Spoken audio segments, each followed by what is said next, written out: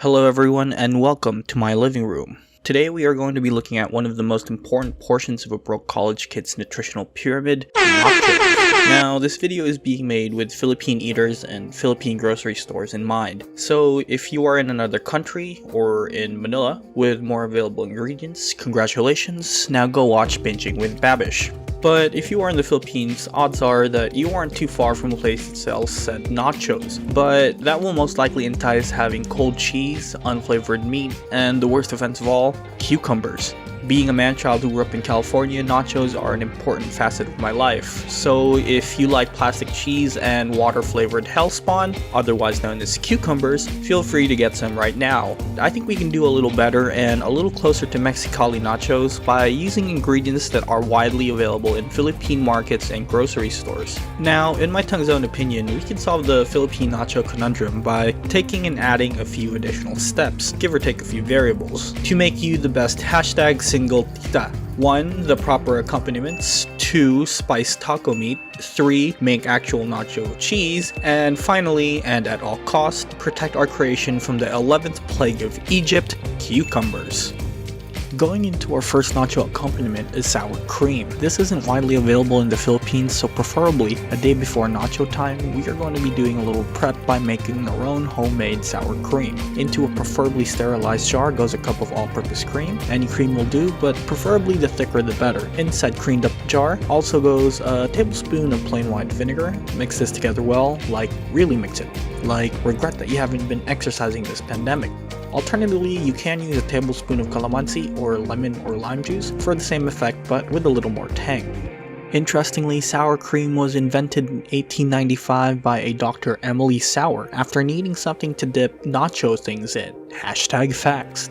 After mixing, cover with a folded paper towel, secure with a rubber band, and leave in a cool dark place, but do not refrigerate. Leave this alone and let science do science for up to 4 hours, but preferably overnight for more robust flavor. In the morning, if you see that it has separated, be totally chill and just mix it even more. And look at that, with a little science, you just made sour cow stuff. Sour cream is not a commonly used ingredient in the Philippines, but is a positively great addition to most things that need to be dipped into a sweet, creamy, and tangy dip. Cover with lid and refrigerate and use up to a week.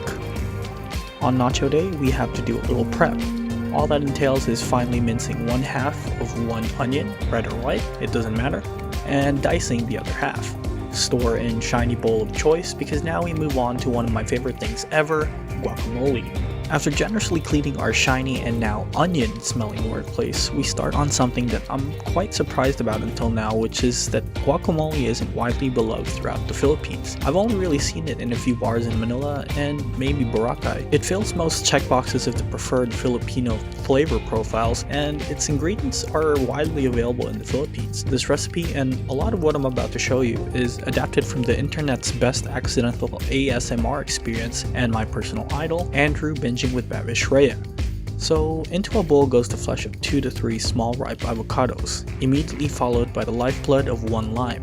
You can use 4 to 6 tablespoons of Calamansi juice de-seeded if limes are not available. Also into our concoction, 1 to 2 cloves of our best friend garlic, finely minced or pressed in my case. Add in all of the minced onion that you have prepared or 1/2 of the original onion. Also 1/4 teaspoon of cumin, you could add up to 1/2 teaspoon if desired, and 1/4 of a de-seeded and de-ribbed and finely minced Siling Haba. Just don't go too crazy on cumin and sili because it can really overpower the taste of everything else. Additionally, add some fresh cilantro if you are into that sort of thing, salt and pepper to taste, and finally mush everything up into a paste, or you can go chunky if desired. I prefer mine pretty homogeneous. Just make sure everything and everyone are best friends and is mixed together well. Optionally, you can add some of your own homemade sour cow stuff for an additional dollop of creamy goodness. Now check to make sure if it's poisoned, maybe once more to be sure, and cover with plastic wrap, pushing the plastic right on the guac to prevent from browning, and refrigerate. Trust me, you will love this stuff, and the best part is that it is probably the only actual healthy thing that you will take from me today. Moving on to our last accoutrement, jalapenos, but not really. Most nachos here in California will usually have little tidbits of brined jalapenos. Philippine markets, however, do not have them available, but we do have their cousin, Siling Haba. The problem is that these are significantly spicier than jalapenos and don't have the same sweetness. To fix that, we are going to brine these spice girls up. First, slice up 8 or 9 Siling Haba into 1/4 inch medallions, making sure not to touch your skin or go to the restroom without washing your hands like I did. Into a large deep saucepan goes 2 cups of plain white vinegar, 2 cups of warm water, about 4 or 5 cloves of our maid of honor garlic, which will do some science in a bit, 3 table forks of salt, and an entire cup of plain white sugar. Bring this to a boil while mixing to make sure that the salt and sugar have dissolved, and add your sili in. Boil for another 1 or 2 minutes and kill the heat. Check out your BFF garlic. Congratulations, now you can call your mom because you just performed science. Basically what we are doing is robbing the spiciness of the sili and replacing it with the readily available salt and sugar in the saturated brining solution by means of amino acid breakdown, whilst accidentally turning your innocent uncle garlic blue. Leave the science to cool down with lid on because we now move on to meatier things. At the base of the best nachos is usually taco meat. Something that is almost right in most nachos in the Philippines is the meat. The flavor is usually imparted by liquid seasoning or a dash or two of cumin, or maybe even taco seasoning, which is getting to be a little bit more available in most stores. There's perfectly nothing wrong with this in that, carry on. You do you, bro. But it's perfectly not taco seasoning, so we use these. After reorganizing my dramatic effect, we mix together a tablespoon and a half of chili powder, followed by a half teaspoon each of garlic powder, onion powder, red chili flakes, ground oregano, paprika, or smoked paprika is a better alternative, ground cumin, ground coriander, and a half teaspoon each of salt and pepper to taste. Mix these together well. In an awaiting, preferably non-stick, unoiled, emphasis on the absolutely no oil pan goes about half a kilo of ground beef. Break these apart and allow to brown. After sufficient tanning, move the cow to one side and allow the rendered fat to move to the other. Introduce about half of the diced onion you prepared and allow to sweat for a minute or two. After the onion has become translucent around the edges, mix it together with the beef. Now add the spice mixture you have made and mix well. Allow everyone to become best friends and toast for about 2 to 3 minutes. After a small amount of burnt stuff has appeared on the bottom, introduce half a cup of chicken juice. Allow the chicken stock to reduce until basically gone while stirring well.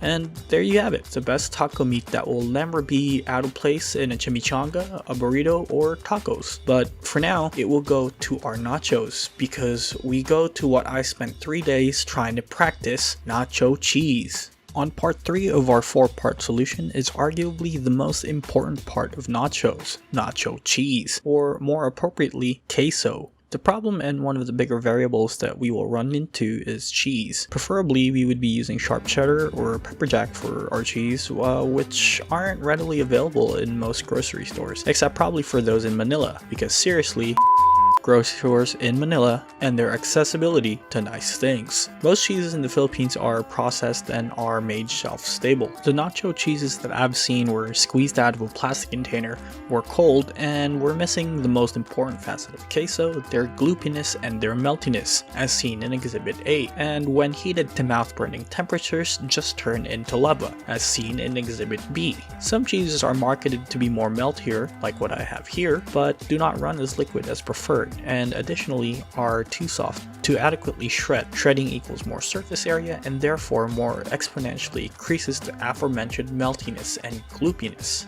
So to fill our queso-shaped holes in our stomach, we have to get a little creative. To combat the unshreddiness of our yellow cow stuff, we have to make it hard. So slice your preferred block of cheese in half. I went with one that is available in most grocery stores and is marketed as quickly melts. Be sure to remove all the wrappings and place it in a Ziploc or container of choice, separated preferably, and place in a freezer for a few hours or up to overnight. Do some warm-ups or get some rest because you will need it for our next step. Once frozen, shred all of your cheese, in my case, an entire half kilo or 1 large bar. Shred it until your hands get cold burns from the frozen solid cow exudate. Don't forget to take a breather once in a while. Go get yourself some finely minced and freshly kosher salted fine H2O and continue to shred. And shred until you question your life decisions, including the one where you decided to listen to a complete stranger on the internet and his rant about cheese. Once you have successfully shredded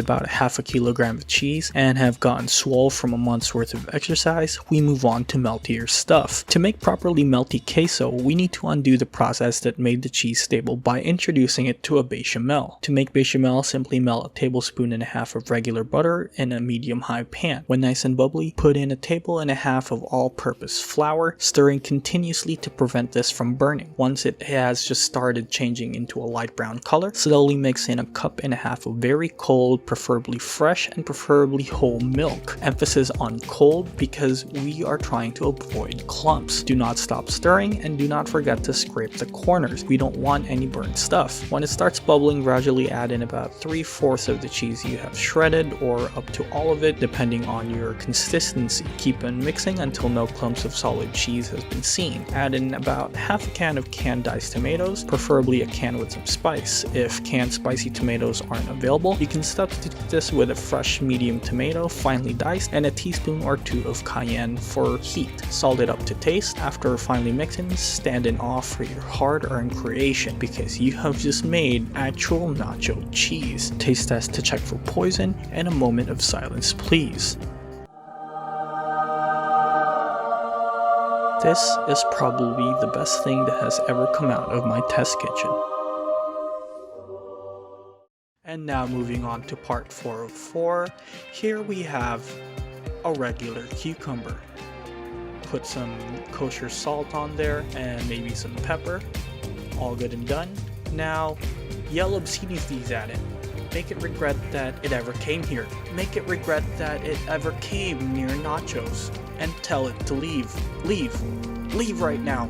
Moving on. Which brings us now to the last variable, the tortilla chips. I'm going to say this once, so listen carefully. The only chips you should use as nacho chips are tortilla nacho chips. Chips that come out of a blue bag are never to be a substitute. The blue bag chips seen here are too small and the crunch too uncrunchy. So preferably pick out nacho intended nacho chips. The thicker the chip, the better for maximum crunchiness. In a serving container of choice, place a layer of chips, a not so moderate heaping of taco meat, our remaining diced onions, followed by a modest sprinkling of our finely diced tomatoes, some of those science up chili peppers, followed up by a ladle of that heavenly melty queso, and repeat 1 or 2 more times. If you don't have an oven, you can skip this next part. If however you do, make sure it has been preheated to about 150 degrees Celsius at this point and place your melty castle in there for about 10 minutes. Afterwards, place a dollop of our essential accoutrements, sour cream, and guacamole on top. And finally, we are here. Actual nachos that don't suck. Melty, gloopy, and warm queso over crunchy natto chips with a sprinkling of sweet, briny chili peppers, and amazing taco meat accentuated by the cool and tart of the sour cream, and the soft and refreshing guacamole.